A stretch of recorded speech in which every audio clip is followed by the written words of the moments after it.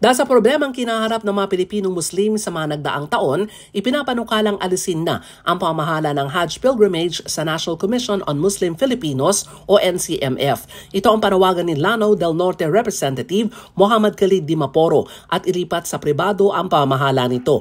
Ayon kay Dimaporo, may nakabingbing panukala sa Kamara sina Basilan Representative Mujib Hataman at Lanao del Norte Representative Siti Amina Dimaporo para sa pagsasapribado ng Hajj operation. Reklamo ni Dimaporo, kada taon na lang may investigasyon sa NCMF dahil sa mga reklamo sa Hajj operations na manay kalahok na kapatid nating Muslim. Paliwanag ni Dimaporo, ang Hajj ay isa lamang sa 5 pilar ng Islam na napakahalaga sa mga Muslim. Ito ay 5 araw na ritual at pilgrimage sa banal na Mecca sa Kingdom of Saudi Arabia.